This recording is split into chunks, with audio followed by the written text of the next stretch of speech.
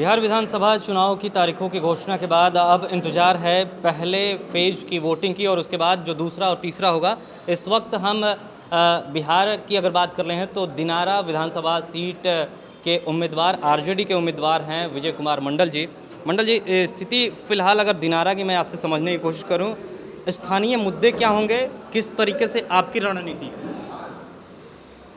अभी मैं करीब 150 गांवों को घूम चुका हूं।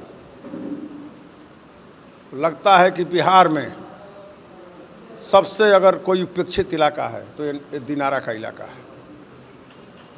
गांव बदहाल हैं, गांव में कहीं रोड नहीं है, गांव की गलियां ऐसी हैं जिसकी हम कल्पना नहीं कर सकते हैं। अभी जहां जहां मैं गया हूं, लग रहा है कि अंग्रेज़ों के ज़माने का राज है।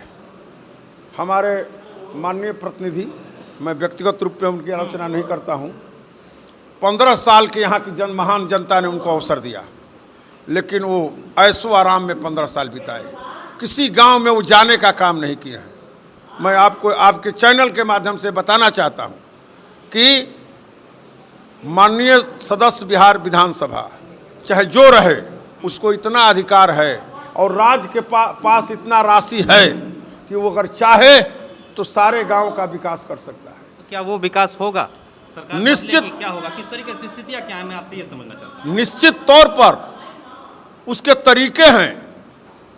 राज्य के पास राशि की कमी नहीं है, लेकिन आपको ताकत चाहिए। आपको घूम करके बताना पड़ेगा कि कहाँ का गांव रोड से नहीं जुटा है। 500 गांव जहां हैं वहां पर भी सरकार निर्णय किया है रोड बनाने का, और जहां हजार 1,500 का आबादी है वहां पर आज गांव में रोड नहीं है।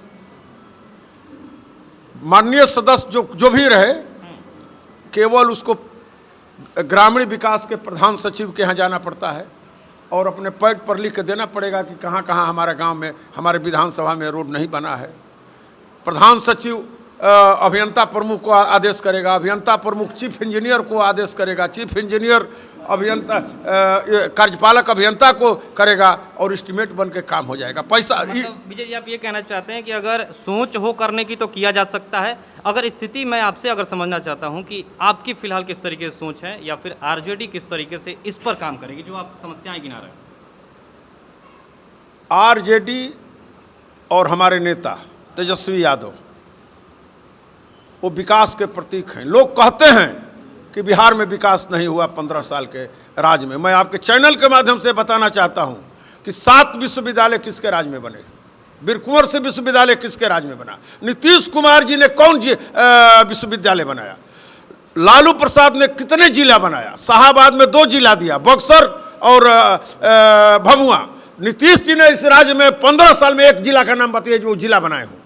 लालू प्रसाद ने अनेक अनुमंडल बनाया, लालू प्रसाद ने अनेक प्रखंड बनाया। ये किसकी देन है? कौन विकास की बात? सोन का आधुनिकीकरण कब हुआ? हम आपसे जहां आपके चैनल के माध्यम से जानना चाहते हैं। जो हमारे पुरखा वीर कुंवर सिंह ने अंग्रेजों के खिलाफ लड़ाई लड़ा, अंग्रेजों ने यहाँ के लोगों को बचाने के लिए, काम में लगाने के लिए, यह इलाका बहादुरों का इलाका है। हमारे पुरखा वीर कुंवर सिंह 80 साल की उम्र में तलवार उठाया था। अंग्रेज डर से सोन का निर्माण कराया था।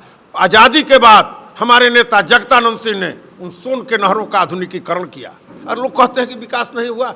आपके जिला में डिहरी में और सासाराम के महिला कॉलेज का निर्माण किसने करवाया? आपके चैनल के माध्यम से मैं जानना चाहता हूं। लोग कहते हैं कि 15 साल जंगल राज।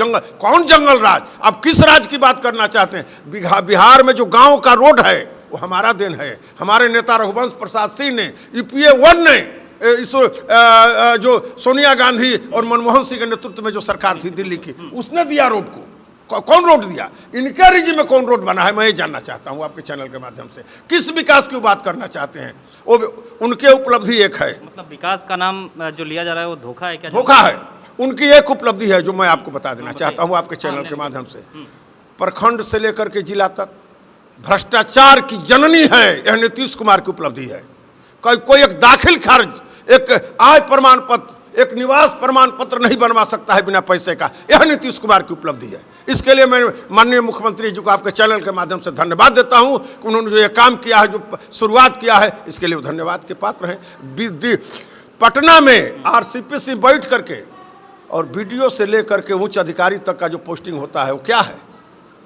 बिहार में पहली बार आरसीपी टैक्स के माध्यम से लोगों की नियुक्ति होती है, यह उनकी उपलब्धि है। इसके विजय जी, एक आखिरी सवाल ये होगा कि आपने जिस तरीके से कमियां गिनाई, जो स्थिति है उसके बारे में बताया, इस स्थिति को मैं आपसे समझना चाहूँ, दिनारा को लेकर किस तरीके से आप सुधारेंगे? दिनारा के स्थिति को मैं कोई ईश्वर नहीं हूँ कि मैं गढ़ दूंगा, लेकिन मैं जो देख रहा हूँ निश्चित तौर पर इस दिनारा के नए, मैं अगर प्रतिनिधि बना तो नई शुरुआत होगा, नई शुरुआत मैं करूंगा। यहाँ के लोगों के साथ सोऊंगा, यहाँ के लोगों के साथ खाऊंगा, यहाँ के लोगों के विकास के लिए मैं दर दर की ठोकरें खाऊंगा। और जहाँ जहाँ मैं घूमा हूँ मुझ में वो ताकत होगी, हमारी ताकत नहीं है, यहाँ की जनता की ताकत है। जो ताकत मुझ में निहित करेगा, उस ताकत का उपयोग इस दिनारा के विकास के लिए करूँगा। और जो वंचित लोग हैं, जो शोषित लोग हैं, जो सदियों से उपेक्षित हैं, जो हमारे नेता लालू प्रसाद ने सत्ता के सर्वोच्च शिखर पर उनको बैठाने का काम किया, और आज हमारे नेता तेजस्वी यादव, जिस पर कोई माई का लाल दाग नहीं लगा सकता है, वो इस कपड़े की तरह स्वच्छ है। नीतीश कुमार खोजते रह गए 2 साल के में कि मैं उस महान नेता के ऊपर दाग लगा सकूं, नहीं दाग मिला। और तेजस्वी यादव सूर्य की तरह चमक रहा है। बिहार के लोगों की उम्मीद है, और उस उम्मीद पर अगर वो बिहार के तख्तो ताज पर बैठा हमारा नेता तेजस्वी यादव, तो निश्चित तौर पर एक नई शुरुआत होगी, एक नई रोशनी उठेगी जो बिहार के विकास के लिए चहुमुखी विकास करेगी।